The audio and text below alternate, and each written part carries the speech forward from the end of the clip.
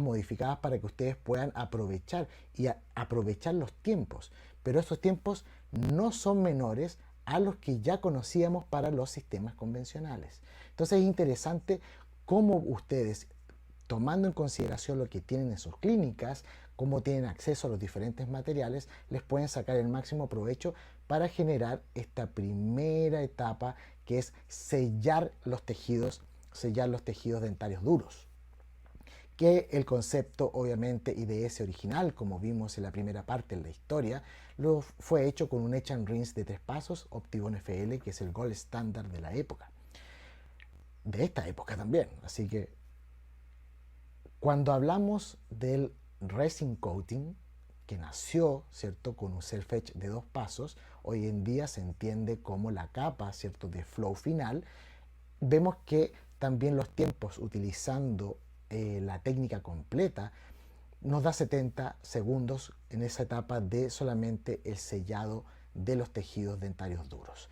Así que es importante que aquí ya podamos en esta imagen ir visualizando lo que vamos a trabajar en la técnica, porque nosotros cuando vamos a la literatura y analizamos las técnicas que estamos conversando, nos damos cuenta de que también hay un comportamiento acerca de la aplicación del flow, ¿cierto?, que es la parte que termina la técnica, ¿cierto?, que es el resin coating, que es la capa hidrófuga final. Pero ¿será que esto funciona equilibradamente para todos los sistemas adhesivos?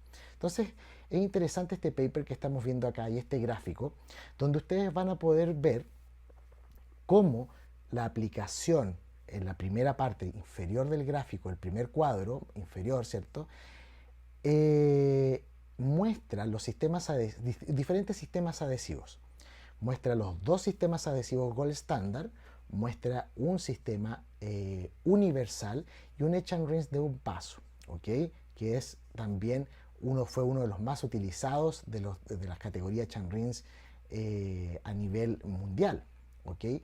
Pero vean cómo esos sistemas adhesivos en ese primer cuadro muestran los resultados si es que yo no hiciera una técnica de sellado dentario y aplicara como lo hacíamos siempre, ¿okay? Es decir, yo hago mi preparación, hago mi provisorio y en la sesión de cementación aplico el sistema adhesivo y hago la cementación.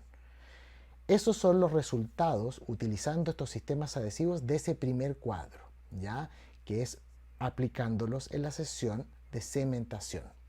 Pero ¿qué pasa cuando yo hago un sellado dentario? Los resultados tienden a mejorar. Vean ese cuadro. Hay algunos que se mantienen equivalentes, pero los resultados tienden a mejorar. Pero cuando vemos la flecha superior, quien está allá arriba es Optibond FL. Optibond FL, solamente por el hecho de hacer un sellado dentario, ¿cierto?, previo, una sesión previa a la decementación, aumenta sus resultados de resistencia de unión considerablemente, ¿ya?, y muy lejano del resto de los sistemas adhesivos. Como les decía, ahí hay un sistema en verde. Ustedes pueden ver el sistema adhesivo Scotch Bond multipropósito, que también es de 3 pasos, es la misma, ¿cierto?, es parte de la misma clasificación que Optibond, pero él tiene otras consideraciones que no lo hace llegar hasta ahí arriba, que también lo vamos a conversar. El Clearfield, ese bond, también se mantiene mejor que su aplicación en la sesión de cementación. Hay una tendencia a mejorar.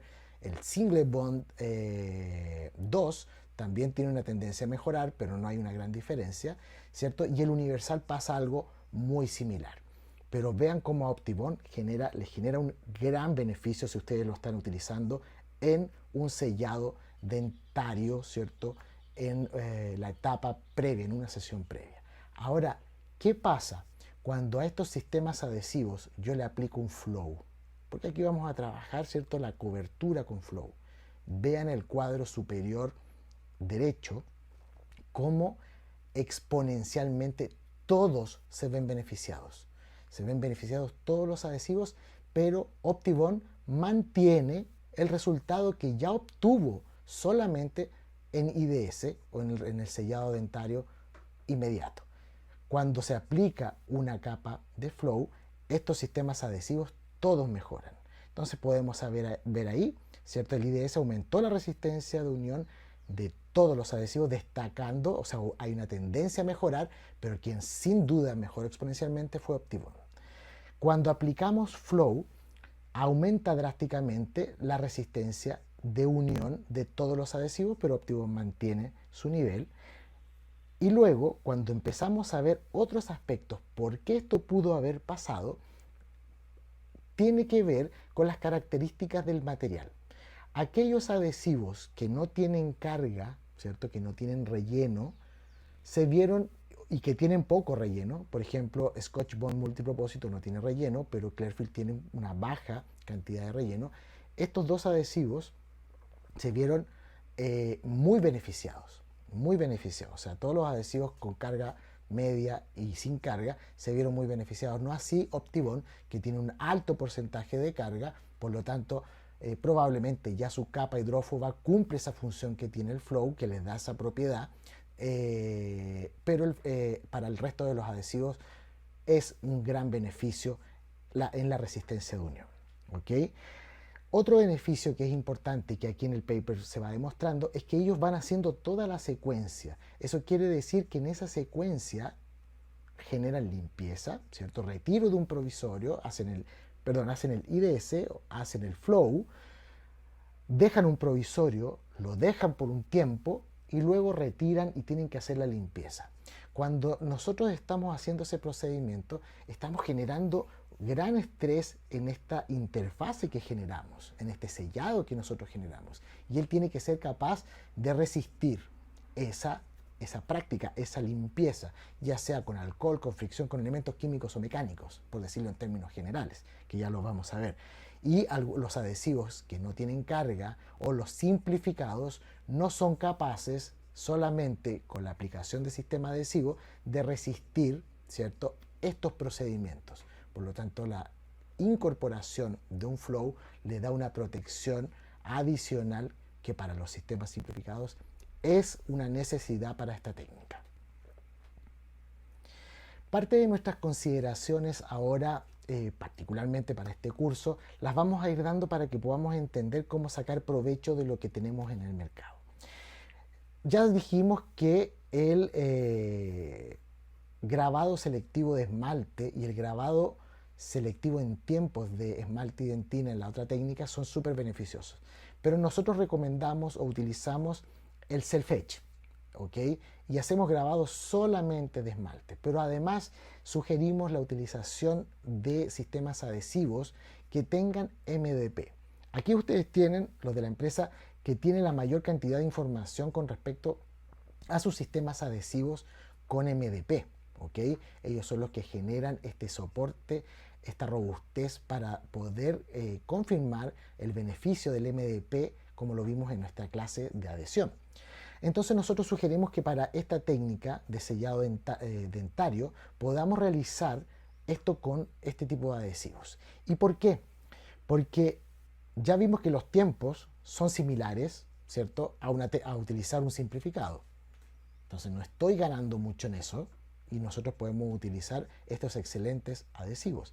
Pero también hay otros aspectos, como cuando, por ejemplo, en esa interfase que mostramos en este esquema, ¿cierto?, al lado derecho, podemos tener una interfase que tiene dentina, capa híbrida y resina compuesta o el material de restauración expuesto al medio bucal, ¿cierto? Toda interfase está expuesta al medio bucal.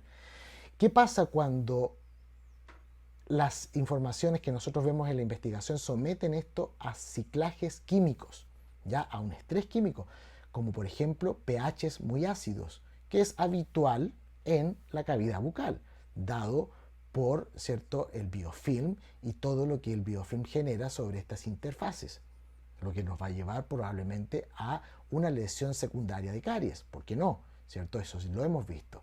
Pero ¿por qué no tomar decisiones que nos pudieran, en estos pacientes que necesitamos ir controlando, dar mayor protección de estas áreas más sensibles como la interfase adhesiva que va a quedar expuesta? Así la aplicación de un sistema como los que nosotros sugerimos acá nos genera una capa de protección, ¿cierto? Una zona ácido resistente. ¿Recuerdan cómo funcionaba el MDP cuando se va incorporando y va hibridizando con los minerales y va formando estas nanocapas? Él también en esa formación genera un área ácido resistente. Eso quiere decir que cuando el tejido comienza a ser agredido, como vemos en el primer cuadro del lado derecho, va a quedar una superficie ácido resistente que sigue protegiendo la capa híbrida, que es el área central, ¿cierto? Donde vemos ahí en gris, ¿cierto? Esta capa híbrida se encuentra protegida. En el centro, si utilizáramos un etch and rinse clásico, esta capa híbrida queda expuesta y ahí es donde nosotros empezamos a ver la acumulación de biofilm, empezamos a ver la degradación a través de diferentes métodos como los que vamos a conversar más adelante con las esterasas y una degradación más acelerada, ¿ok? Y en el cuadro del extremo izquierdo, ahí se hizo la prueba, ¿cierto? Solamente sin aplicar ningún sistema adhesivo. Y se empieza a formar una especie de cuña que comienza a generar la separación total, ¿cierto? De esta restauración y obviamente sería un fracaso hacerlo así. Solamente se hizo para fines de investigación.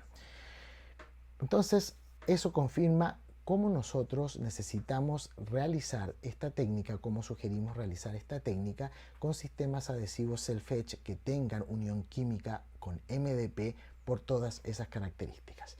Ahora vamos a entrar a parte también de nuestras recomendaciones en la técnica.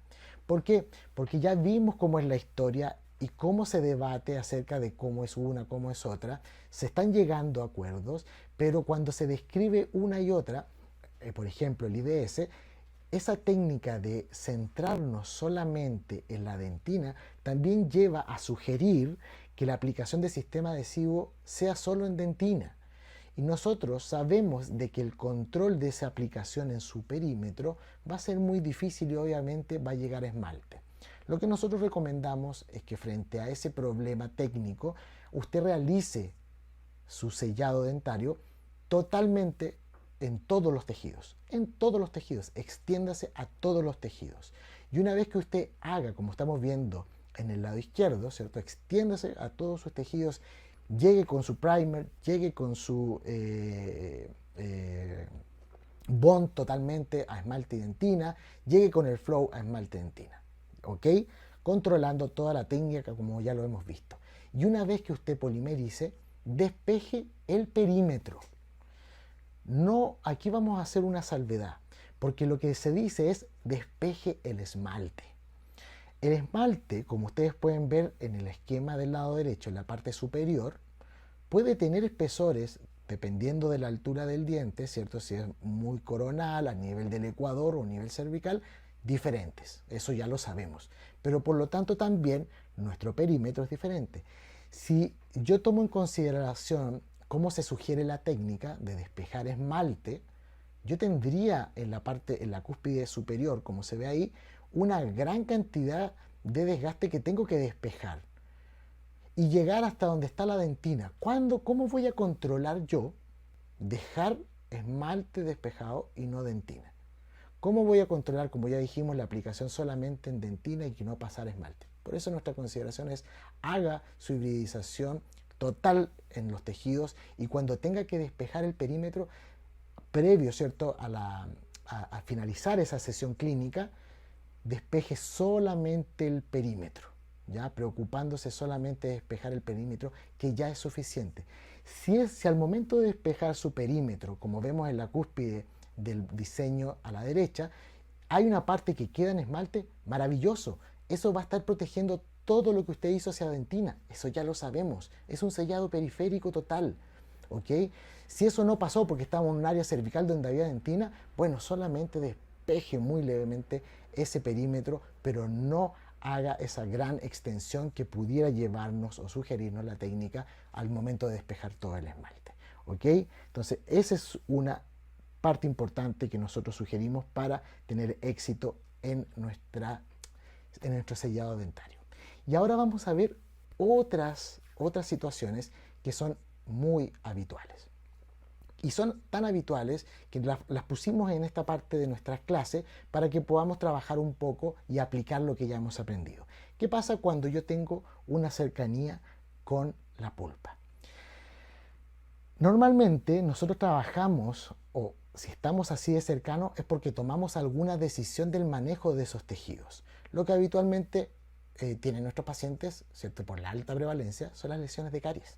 ¿No es verdad? Que tenemos que hacer una eliminación, y hoy en día se trabaja la eliminación de los tejidos selectivamente, los tejidos cariados, o sea, la eliminación selectiva, y que se presenta hoy como una técnica importante. Pero les traigo aquí una información para que ustedes vean cómo ya desde el 2006, y en el 2006 lo que estoy presentando aquí es una revisión sistemática, es decir, que ese año se hizo esta revisión tomando en consideración los estudios clínicos que habían de esa fecha hacia el pasado, anterior al 2006, ¿ya? Llegando incluso, ustedes pueden ver ahí, hasta el año 87, donde ya se entendía, ya en esta revisión sistemática, hacia dónde iba.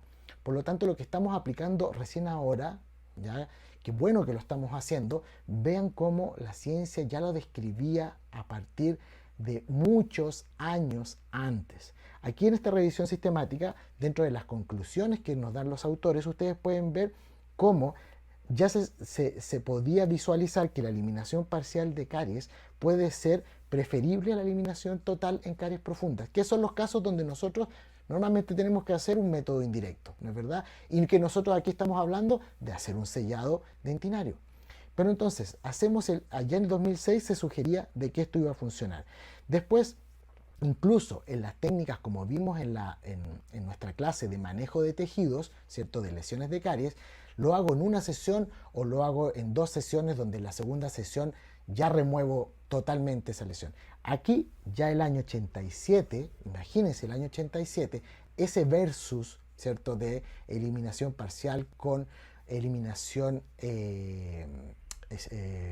total, y también con la eliminación en 2 sesiones, el stepwise, ¿cierto? Expectante, ya mostraba de que hacerlo en una sola sesión no tenía ninguna dificultad, no mostraba grandes diferencias.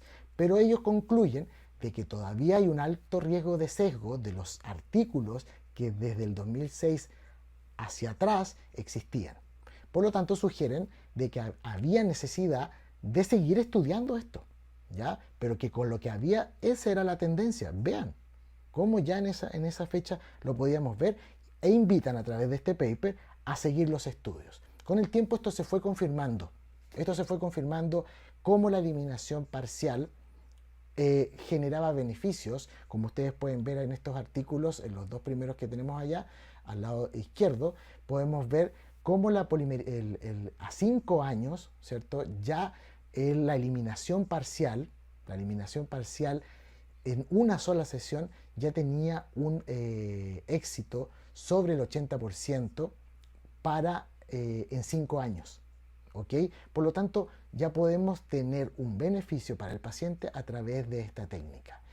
Pero luego de eso, nosotros nos pudimos dar cuenta de que había una discrepancia entre lo que debíamos hacer sobre los tejidos, ya sea cercano con eliminación total o cercano con permanencia de tejido cariado, ya sea infectado o afectado.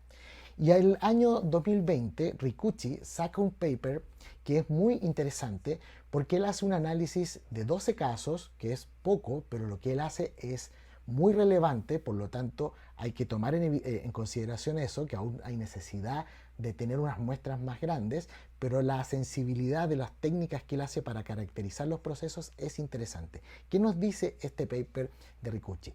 De que a pesar de estas técnicas que ya hemos visto desde 2006, que se fueron confirmando, que hasta ahora tenemos tasa del 80% de éxito a 5 años, ¿cierto? Que es muy alto para estas técnicas. Él dice que la inflamación o los procesos de los tejidos pulpares continúa de forma crónica. Y él nos lleva a un debate de decir de que si continúa de forma crónica, pero subclínica, es decir, el paciente no tiene sintomatología, pero bajo eso todo se mantiene, ¿cierto? La inflamación se debe a la permanencia, ¿cierto?, de bacterias en los tejidos afectados también. porque ellos trabajan en base a tejidos afectados. Entonces ellos trabajan en base a tejidos afectados e infectados, pero en ambos ellos se encuentran permanencia. Es obvio que en el infectado hay permanencia de bacterias, pero siempre ha estado ese dicho que en la dentina afectada es libre de bacterias y remineralizable, como lo vimos en nuestra primera parte, en la parte de manejo de lesiones de caries. Pero él muestra de que aún permanecen y él asume también de que esas bacterias pudieran ser el factor. Pero cuando uno ve la técnica que ellos utilizaron para restaurar en esa profundidad, usaron una técnica etch and rinse sin ningún tipo de protección dentinopulpar diferente, ¿ya? Sin ninguna otra estrategia. Lo cual sabemos que en adhesivos donde tú permeabilizas a esa profundidad, donde los túbulos dentinarios o los tubulillos dentinarios tienen un amplio diámetro, con un sistema adhesivo que contiene EMA, que tiene bajo peso molecular, altamente tóxico, que puede llegar y que además es hidrófilo, va a haber una lixividación, una liberación permanente desde ese material, no es considerado o no se discute 100% dentro de los factores que pudieran generar un sesgo en los resultados, pero no estoy diciendo que esto lo invalida, sino que nos abre una discusión. Por el momento, el hecho de que ustedes tengan el 80% de los otros papers en 5 años, subclínico, donde la pulpa está generando obviamente su trabajo, a pesar de lo que dice Ergucci, ¿cierto? Creo que es un beneficio y nosotros estamos aún en esta técnica y lo sugerimos para su práctica diaria. Y además, ya que está esta discrepancia o esta literatura que nos invita a pensar diferente o a abrir nuevos aspectos para la discusión, siempre nosotros les vamos a sugerir la utilización de materiales bioactivos. ¿Por qué? Porque la pulpa, ¿cierto?, tiene procesos de inflamación y tiene procesos de reparación que pudieran ser modulados como podemos ver en estos papers. Ya, yo los invito a leerlo, pero además da todas las condiciones de pH, da todas las condiciones de liberación de calcio y otros minerales, dependiendo del material, para que la pulpa, ¿cierto?, en este momento genere un proceso de reparación más seguro. Falta información que nos permita, ¿cierto?, evaluar esto en el tiempo, pero todas las caracterizaciones importantes que se han hecho del proceso respaldan la utilización de este tipo de materiales. Y aquí viene nuestra recomendación importante, porque hay un debate acerca de si aplico un liner, aplico una base, etc. Para nosotros lo importante es el diente y no esa discusión de liner o base. Lo que nosotros sugerimos es que en el punto donde ustedes ven la flecha, que sería el punto más crítico, ahí pongan el material adecuado, ¿ok? Y el material adecuado sería el que protege y el que da las condiciones y disminuye cualquier riesgo de inflamación o toxicidad a ese nivel. En este caso, los materiales en base a silicato de calcio. Por lo tanto, ustedes, ¿cómo pueden hacer esta técnica? Aplicar en el punto crítico el material bioactivo, como se ve ahí. Luego, ustedes, por ejemplo, pueden esperar el tiempo de endurecimiento de estos materiales. Algunos se pueden fotoactivar, ¿ok? Ahí también hay una cierta recomendación, ustedes lo pueden fotoactivar, pero ellos están creados para generar una liberación de una matriz hidrófila que libera minerales, ¿ya? Entonces, ojo con eso, pero no aplicar directamente sistema adhesivo. Protejan el punto crítico que ustedes lo van a poder identificar y sin duda ustedes lo pueden identificar. Luego de eso, ustedes pueden generar un grabado selectivo, ¿cierto?, del esmalte, protegiendo el punto crítico con teflón, por ejemplo. Ponen teflón, graban el esmalte, lavan y aplican las técnicas de sellado inmediato con sus sistemas adhesivos como ya lo conocemos, ¿ya? Esas serían nuestras recomendaciones para este tipo de situaciones donde se transforma, ¿cierto?, en algunas modificaciones debido a la proximidad con nuestro tejido pulpar. Al final de esta lista, ¿cierto?, de pasos y de recomendaciones, si usted tiene un área retentiva, no busque desgastar inicialmente. Lo que usted tiene que hacer es reconstruir, aprovechar, reconstruir con resina compuesta esas áreas retentivas y después al final pensar en esta preparación cavitaria, ¿ok? Esta es parte de nuestras recomendaciones. Ahora, ¿qué pasa si es que yo dejo tejido cariado infectado o afectado, dependiendo cómo esté? Ahí es donde se genera como una discrepancia. Sin duda, si hubiese exposición, los materiales bioactivos no hay duda de que deben ir. Pero aquí se genera una discrepancia porque algunos sugieren la utilización directamente de sistemas adhesivos self-etch. Pero como les dije al inicio, ellos cuentan, si usted lo va a hacer, ojalá no tenga EMA, ya por las consideraciones que di anteriormente. Pero se toma en consideración de que dejar este tejido, como ya lo vimos en los otros papers, nos aleja de la pulpa, ¿cierto? Al no perforar, aumentamos la tasa de éxito y de supervivencia de esos dientes, de no pasar a endodoncia. Pero, ¿por qué en este tejido, ¿cierto?, que puede ser considerado muy desfavorable, no buscamos hacerlo un poco más favorable llevando minerales? Como vimos en la clase de adhesión, existen esfuerzos hoy para generar una estabilización de este tipo de tejidos a través de la generación de enlaces cruzados, pero eso clínicamente aún no está implementado. Entonces, ¿qué tengo a la mano para yo evitar cualquier tipo de problema? Lo mismo que acabamos de conversar. Desde nuestro punto de vista, es importante que en el punto crítico, ahora incluso dejando lesión de caries, podamos aplicar específicamente ahí, ¿cierto?, una fina capa de un material bioactivo que hoy en día nos da las características de resistencia, ¿cierto?, de propiedades mecánicas, de resistencia de unión, de propiedades mecánicas mucho más favorables que resisten carga, etcétera. Son compatibles con los sistemas poliméricos que vienen posterior a ellas. Entonces, nosotros sugerimos que también se realice esta aplicación en el punto crítico, no en toda la superficie. El resto de la superficie la vamos a dejar para aprovechar el máximo de nuestras técnicas adhesivas y usted puede ya generar su sellado dentario en toda la superficie sin tener temor a equivocarse. Entonces, en este momento vamos a trabajar aspectos clínicos, ¿ya? Dicho lo anterior, ya sabemos cómo realizarlo, ya tienen nuestras sugerencias y vamos a iniciar aspectos clínicos de impresión, provisionalización y cementación en nuestra próxima clase.